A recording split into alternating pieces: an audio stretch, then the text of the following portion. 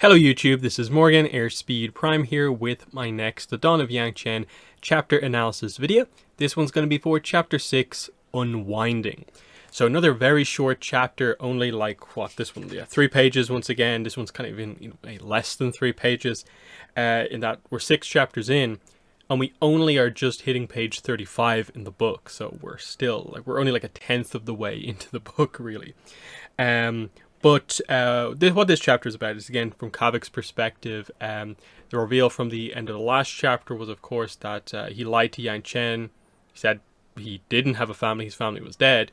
Turns out he actually has a family. He lives in like one of the biggest houses in Bin and things seem quite well. So there's a bit of a question about why does he actually do the whole errand runner thing when it seems like his family is kind of well off enough where he maybe doesn't even need to do that. So this chapter sort of seeks to answer that in a way, and so we just get that idea where he's back home. He has some food, of course, and he's like, oh, this is what you're meant to do after a successful job, you eat.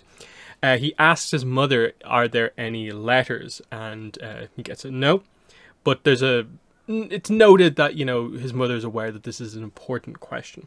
I checked not long before you returned. They do ask him, what put you in the square at this hour? And so he tries to come up with an answer, and it obviously presents this idea that he is hiding this errand runner stuff and the exact details of what he's doing from his parents. And so he just says that, like, oh, I stopped by Chan's earlier on. They mention in context here, Kavik's parents had heard him talk about a string of odd jobs since leaving Nukkingak's. Currently, he was sweeping up at a tea shop, so it's obviously Chan's tea shop. The whole Nukkingak reference here, Nuqingaq. Again, the pronunciation on that, I assume it's meant to be more like Nukkingak. This is the name of a water tribe shop in the area, which is a common place that a lot of the water tribe people who come to Bin work. So you very much get the sense that there's a whole section of this that is super water tribe focused in Bin. So it says here that Kavik has left working at Nukkingak's, has moved to working in a tea shop. His father says, I stopped by Chan's earlier. He claims he hasn't seen you in weeks. And then he tries to be like, oh, I was just on the other side of town. I wasn't doing anything dangerous. Like, I just don't feel the need to tell you every single detail about what I do. Just know that what I'm doing isn't dangerous. So, very much lying. His father says, I wish you didn't think us fools. At least tell us who your boss is. And then, very interesting little line here. It's even noted in like italics. In case you disappear too. So obviously someone has disappeared. And obviously from context, you'll note that like one name was mentioned in a few chapters ago, and that is the name Kalyan. He's at home here. Where is this brother? And so we're going to get there here. So clearly the idea is Kavik is trying to keep this kind of errand runner work separate from his family, because obviously to some degree if things go wrong, them knowing you have a family puts the family at risk. And so he's very fearful here for his parents in all of this. It's even noted here that he might have lied to the Avatar about not having a family, but the part about being an independent runner was accurate. He doesn't work for any of the Shangs, he does independent work. So that's interesting. It's mentioned here that he'd managed to carve out a niche in Bin as the runner who didn't charge much and would take answers to certain questions instead of money. So highlighting that, okay, he gets some money when he can, of course, but fundamentally he is out there doing these jobs to get information from people who are kind of high up above him. For what? His mother steps in at this point and is just like, Kavik, you know where this path ends. So the family's been through this before. I think, again, more suggestions about what has happened to Kalyan. And it says, yes, right here with the two of you doing absolutely nothing. And they're just like, Kavik, just tell us the truth about what's actually happening here. And he kind of reveals the truth here. You told me to wait. what has gotten into us? What has waiting gotten us? When I am out there, I'm looking for him. I'm following leads. I'm working to get Kalyan back. And his mother is like, Kavik, please stop. And he notes in his head that what she's saying in saying this is, stop hurting us. Stop breaking our hearts. We can't lose you too. So clearly suggesting that Kalyan, basically in a way, they haven't heard from him, has disappeared, and he was doing similar things to what Kavik is doing right now. Now he is doing those similar things to sort of try and latch on to what actually happened to him, but it's obviously bringing him into danger, but he's being very cautious that something doesn't happen to his parents. So it's an interesting dynamic here. So things, a bit of a heated discussion here as the truth comes out with his parents. Then a knock comes at the door. So he's just thinking like, oh, that's probably one of my father's friends just come over to say something to him. His mother goes to open the door and it's like, oh, by the lights. And who is it at the door? Yangchen.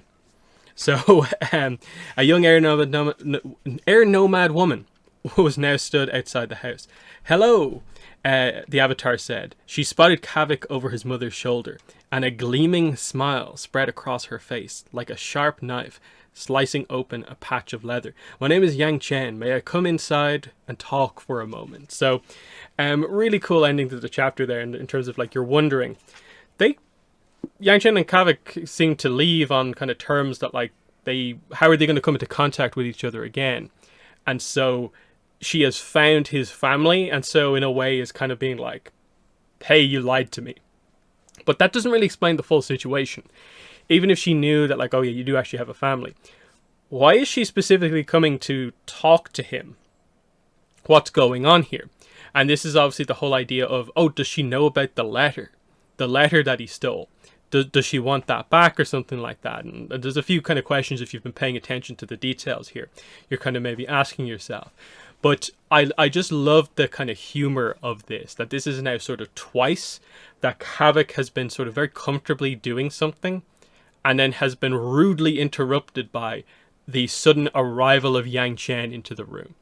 That, you know, it's this funny idea of he has now in the same day met the avatar twice. So what's going on? Who did he, insult to get such a bad run of things that the avatar needs to talk to him twice? So interesting chapter. That's where the chapter comes to an end with the idea that next time we're going to get Yangchen talking to Kavik's family. They'll talk again. Really interesting stuff. A little bit of a longer chapter. So this chapter, though, is interesting. That obviously, like I said, it clarifies Kavik's kind of job and what he's trying to do. The reason he's doing this errand runner work, even though he doesn't really have to, is to try and find out information about what happened to his brother, Kalyan, who has clearly gone down some sort of similar path to this. The family knows how it ends. The idea that people have disappeared. What has happened here? And they're obviously worried about Kavik potentially going missing. He's worried about them going missing. And it's this weird sense of like, his parents are kind of like, they'd obviously love to get Kalyan back, but if it puts Kavik at too much risk, they don't want to lose him as well. Whereas he is like, no, I want my brother back. So, very understandable on both sides, but a nice little kind of conflict here overall. So, one final detail, actually, now that I remember things, is just, when they go to the door, they didn't want to show any signs of strife in front of a collar. They were on thin ice with the rest of the Water Tribe quarter as it stood. Now, this gets explained a little bit later on, and it basically relates to the fact that they have one of the bigger houses in the area, and how they have that house. And we'll get to that in a bunch of chapters' time. I think it's a reasonable bit into the book, but just to give a little bit of a tease about that, it does get explained, that line. But that has been my thoughts on Chapter 6, Unwinding. In the comments, let me know what your thoughts are, but that has been the video. Thanks for watching, and bye.